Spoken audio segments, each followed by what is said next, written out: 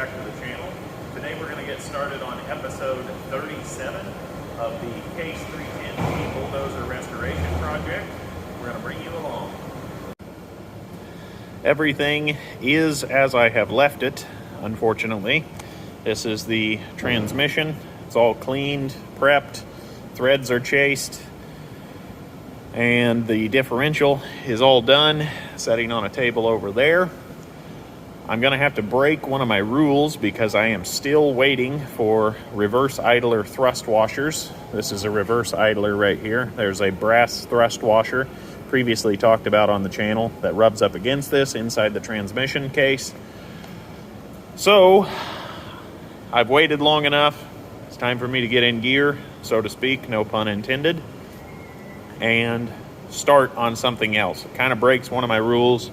Normally, I work on a project till it is 100% complete and do nothing else until then, but I'm just tired of waiting, and I know you guys have been asking for more content, so I want to get started and hopefully make some headway on the old girl looking like that. Thought I would pick something that should be relatively easy, comparatively. Set this outside because I knew I was going to sandblast it. No point in storing it inside, taking up valuable building real estate.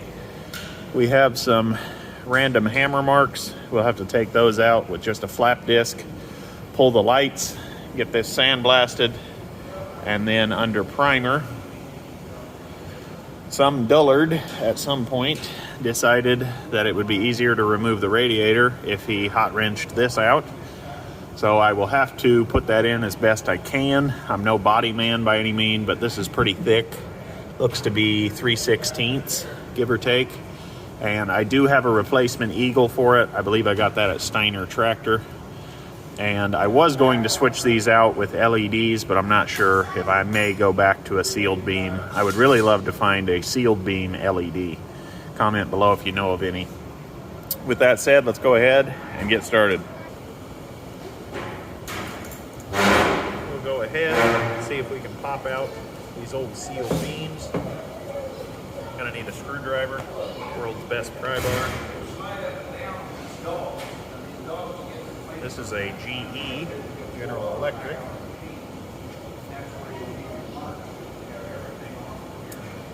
And I have the correct screwdriver. Take it loose. Not hardly enough wire to pull it out. There we go. Like I said, that is a GE and says fog on it, FOG. Interesting. Probably still good.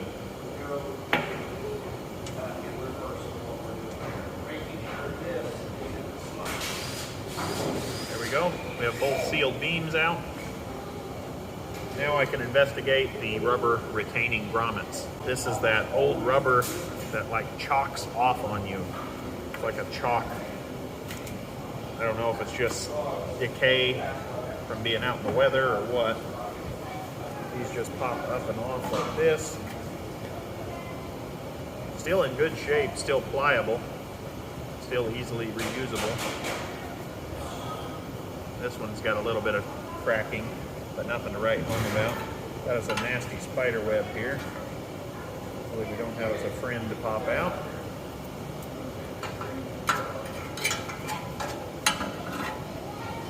And these are bolted in from the back side, so we'll have to flip our part and bring you back. I'm going to use the torch to heat these up because I don't know where I would ever find those brackets. Perhaps they're still readily available, I've never checked, but they are a 3/8 nut, so pretty small bolt size, and I just don't want to lose them. So should be a very quick heat on each one. These wires that are left over are just a ground wire, nothing to write home about there. Have our torch on low heat.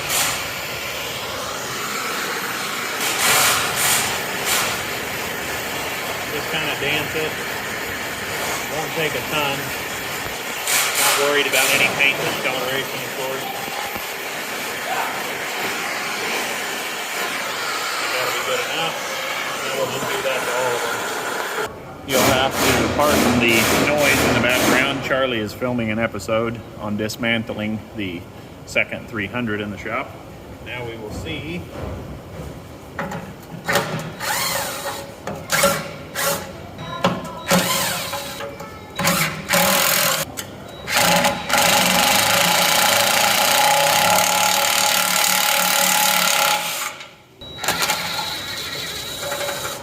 We have those loose.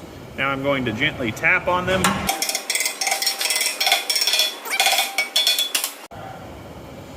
We have those removed, and I put the nuts back on. I did get a little bit happy with the torch and galled some of the threads, but these are still perfectly reusable.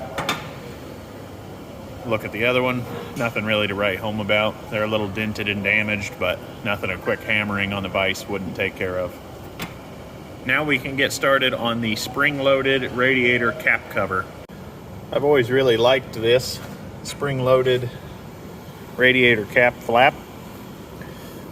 They just kind of work, plain and simple. We will disassemble this for painting. Probably really not necessary, but it's just a simple U-bolt and a couple of springs. So let's go ahead, get that unzipped.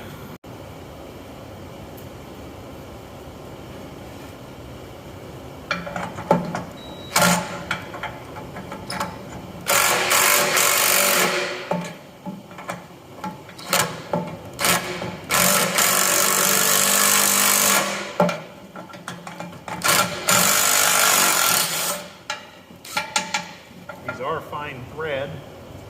This one, I really don't want to twist it off. I might give it a little bit more gusto. If not, we'll have to heat it. I just don't want to change the temper on my spring.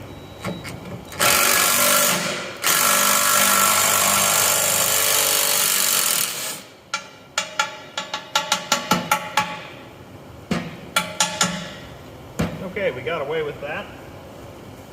I don't like gambling like that, but I could always just make a new U-bolt if necessary. We have that out. Now we can blast all this. Definitely going to be keeping track of our fine thread nuts and springs, of course. There we go. I decided to come over to the main shop because all of our metalworking equipment is here, and I need to cut around and grind and try to repair this hack job that some wonderful person did back in the day. This was, of course, made in a press brake, so it has that nice rounded edge. It's not a hard edge like an angle iron would be. And my shear is rated for 12 gauge, so I thought that I would just cut and piece in a piece of 12 gauge. Well, this is 3/16 thick, and I'm not worried about any structural integrity by any means, but it's going to be hard to match this large radius with a finger brake on 12 gauge because it's a thinner material. So Charles was having me scrap this piece that's coming off of his parts combine, and look what I have. A very nice large radius on what I believe is 10 gauge, and so I'm going to see if I can use this. I have 1 attempt here, 2 attempts, and 3 attempts. So we'll see what happens. I don't know where we will land with this. I am no body guy by any means. Not that this is auto body. It's kind of a little more industrial. I can definitely make it work, but I want it to look good at the same time. So I believe the first thing to do is cut this out and square it up so that we can work with some good hard lines. Let's get started. We'll just start by getting ourselves some good straight lines.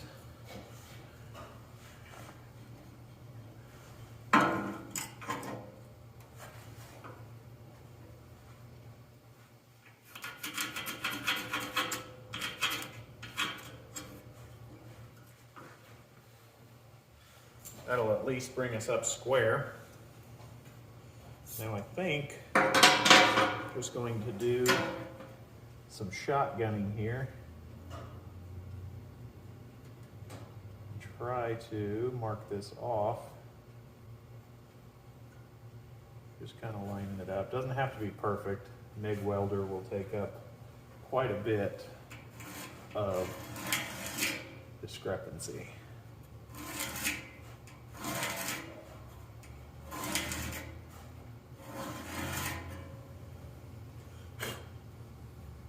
Okay, I think that's where we're at. If I get close to that, I probably will just quit. I don't know that I will be grinding that out. I can just make my other piece shorter. Let's see if we can dress that up.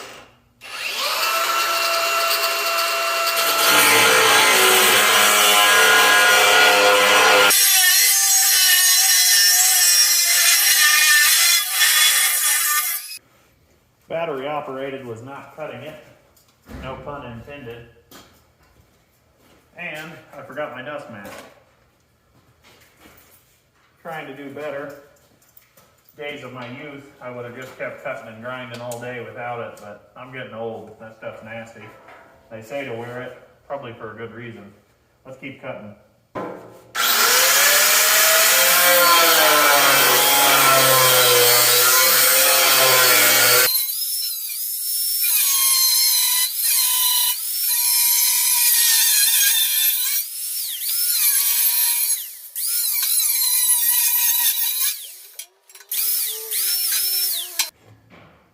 Now we have that dressed up to good hard lines. Now we can actually start making a piece that'll fit in there quite nicely instead of trying to match that radius. Sometimes it's the best just to cut stuff out, get it out of your way. Sometimes you have to try to match radiuses and, you know, use cardboard, things like that. But in this instance, it made a lot more sense to cut it out, get it square.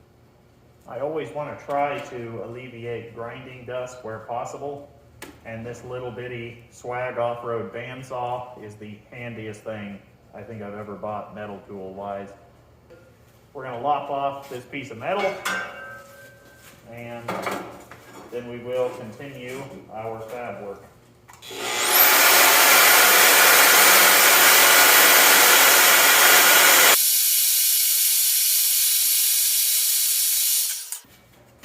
Just like that, we have our nice radius corner. Our opening is 9.5 wide. I'm going to start out at 9 3/8 because a little bit of gap will help with penetration.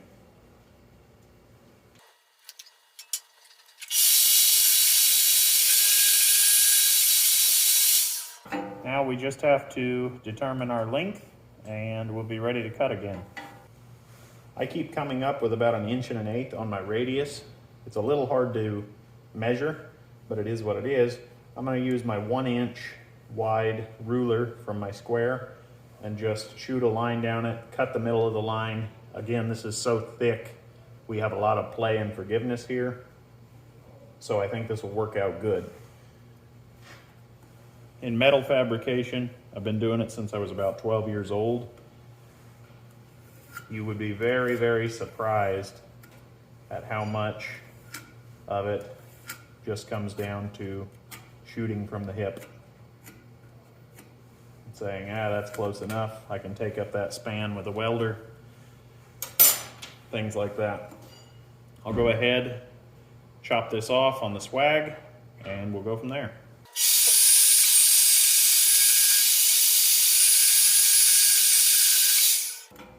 Not too shabby.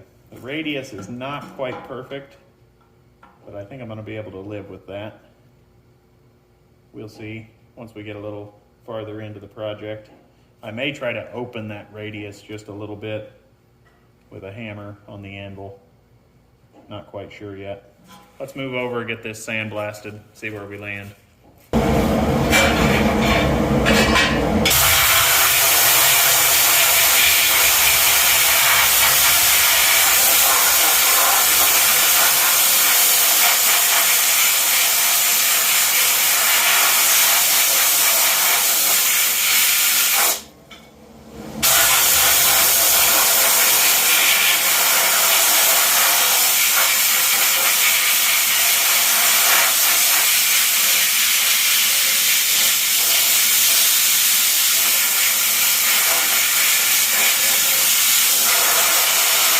finished up the surface prep on the part that we made. I'm going to go ahead now and clean this up with a flap disc, and then hopefully we can move right into welding.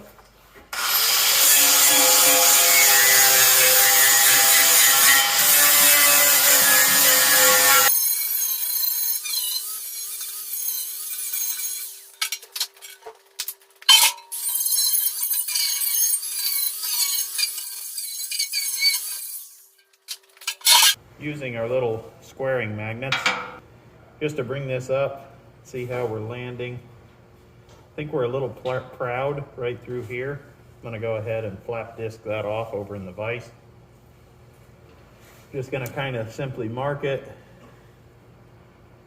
Just see where we're ending up.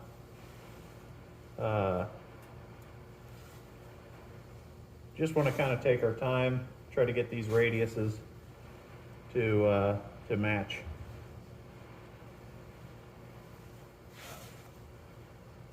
I don't think it's ever going to be perfect. Kind of the nature of the beast, unfortunately. I opened up these corners so that I can make sure I get good penetration. I think that radius is going to work out for us. It's kind of one of those things, if you point it out to someone, they'll see it, and I think it's going to work out.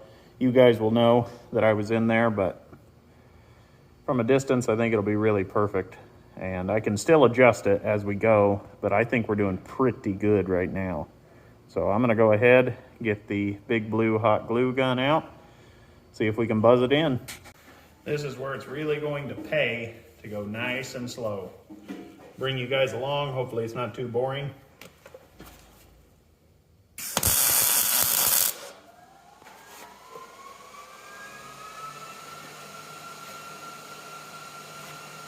Just watching for any movement.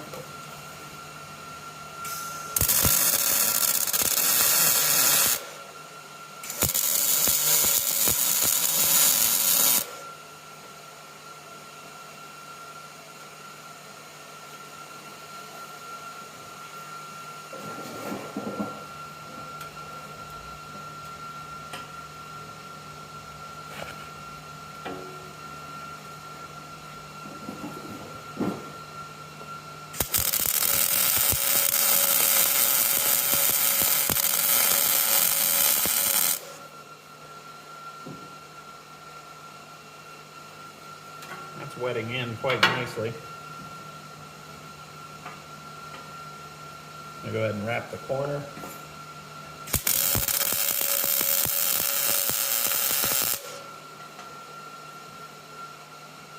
Okay, I like that. Now we're a little proud here, but I think I may have to just persuade that.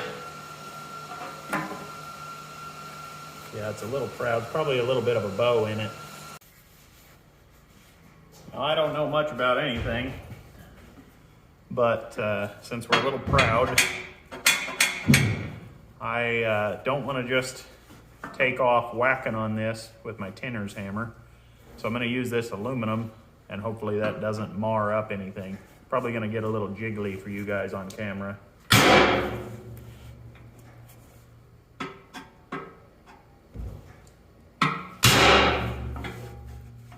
Oh, that's pretty nice. Pretty nice. I think I may need to get this welded here soon. Let me try a little more.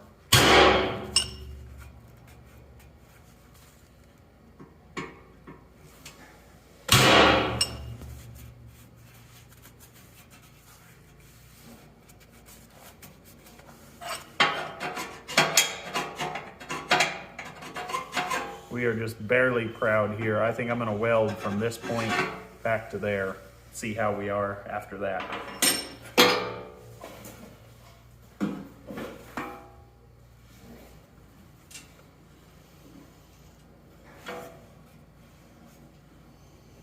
I will say I could have used a little bit more gap there, but I think we'll be okay. I'll just make sure we hit that pretty hot. Go ahead and max out the welder.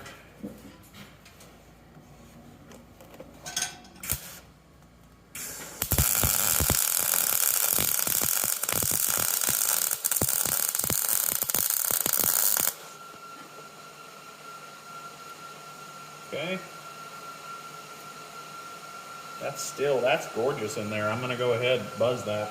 I can always get rid of this little pocket here.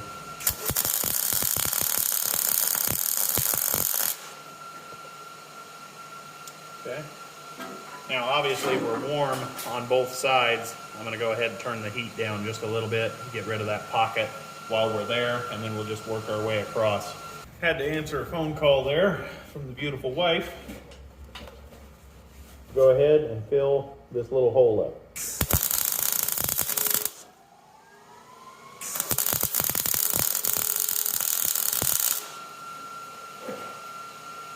kind of taking our time. Like I said, I'm no body man by any means, but I want this to look good. The old girl has already had a hard enough life. She deserves a little TLC.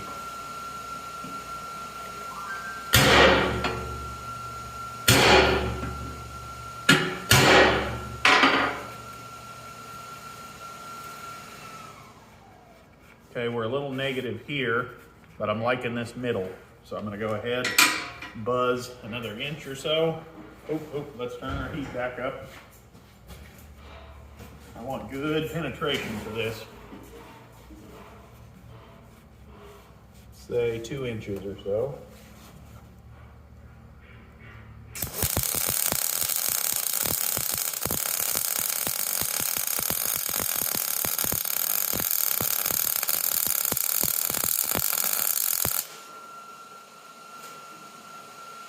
Oh, you gotta love a Miller 211. One of the best welders ever made.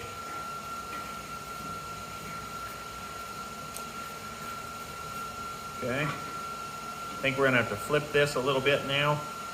Flip this and tap this a little bit. We'll have to bring you back. A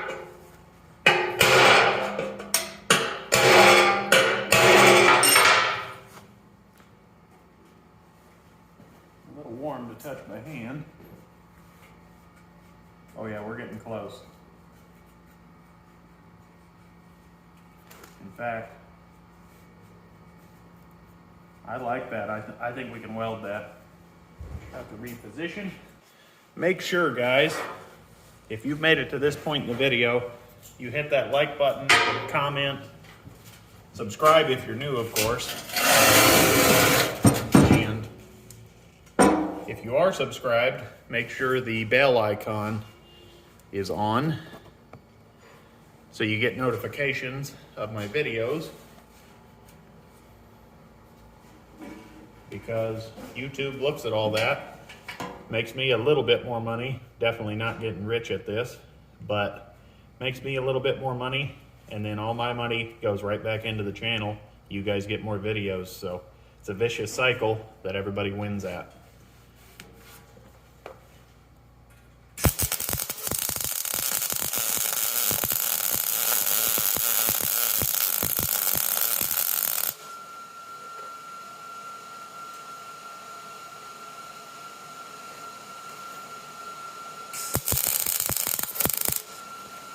Okay, now we're getting into that gap. I'm gonna turn my heat back down.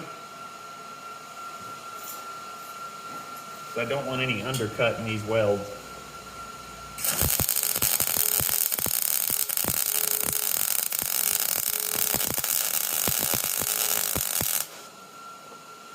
%, penetration on that one. Good deal. Now I think I'm gonna get a crescent wrench and slowly bring this radius out to try to match these others. And then I think we're gonna be done. Just gotta blend it in with a fresh flap disc, and we're done with this piece. I have the old duck-billed platypus, as my father calls it. Let's see if I can just very slowly move this up. I believe this is just a vice grip sheet metal tool is what they call it.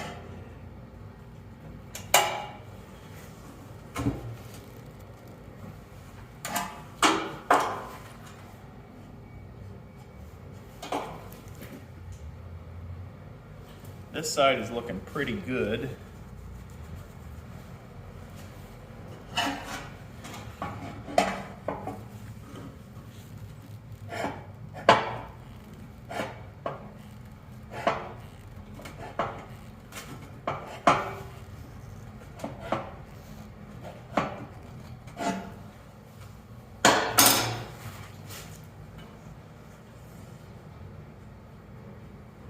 think I'm actually going to have to slit this side because I wrapped that weld just a little bit too much. But that'll be easily remedied.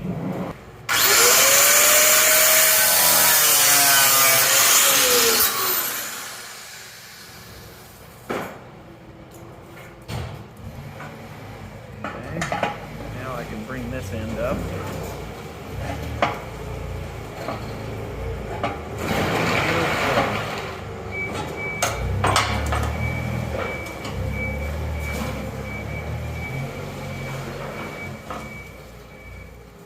This end is looking really good. I'm gonna go ahead and close him up. And then on this far end, we're getting very close. We're still looking pretty straight across as well. So I'm going to start at this outside edge and work my way that way. That way this will be locked in and I don't get any flex action going on.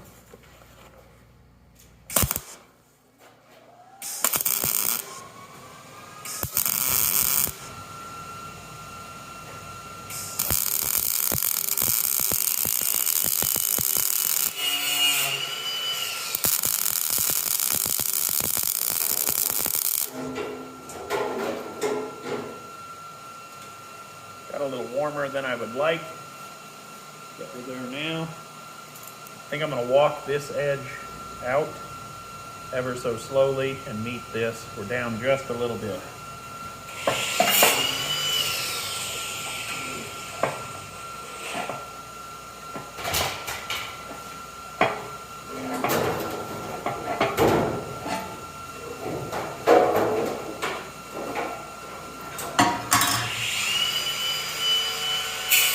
Oh yeah, we're perfect.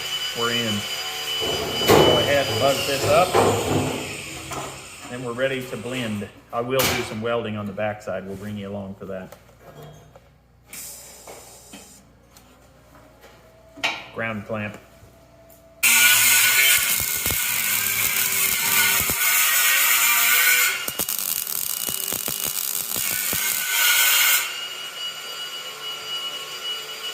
Now I'll just start walking this out. Pardon the noise in the background. Brother Luke is on duty again. I'm in his bay. Okay, I think that will conclude our cosmetic welding. I'm going to do a few stringers in here because I want to make sure we have plenty of structural integrity. And then I'm going to buff down the outside. These welds you'll never see. They won't get a lot of grinding. I may just touch them up if they don't look good. Let's roll.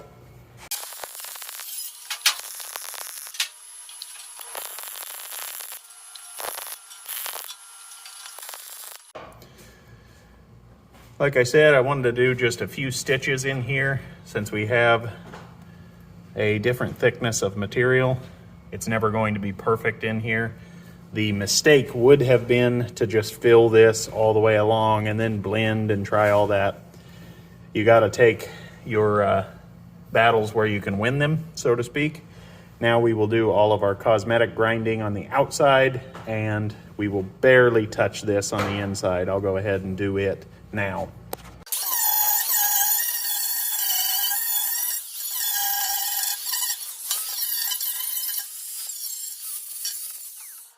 Have that accomplished.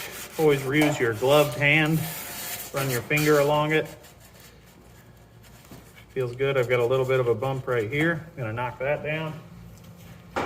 Having accomplished the backside, it's feeling really good back here. We'll go ahead and buzz these down, see where we land, see if we have any undercut. Might have a little right here.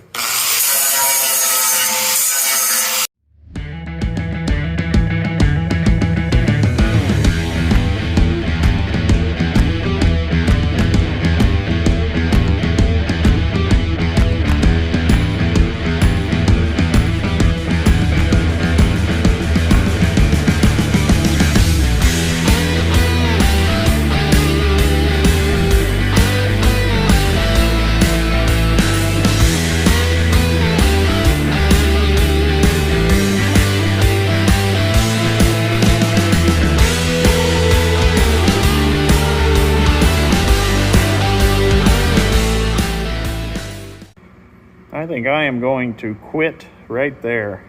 That really turned out quite nicely. I can always grind more once we get closer to the end result, but wow, that came out quite nicely. Check back in Charlie's shop. Do a final slow pan and then we'll wrap up the video. I think with a good heavy sandblasting, that will all blend very nicely. Really matched up quite well. It's awesome that an old chunk of a Massey is going to help the old Case 310G live on and look good. That's going to wrap up episode 37. If you enjoyed the video, please leave a like, subscribe if you're new, hit the bell icon. I'd like to thank everyone for watching, and we'll see you next time.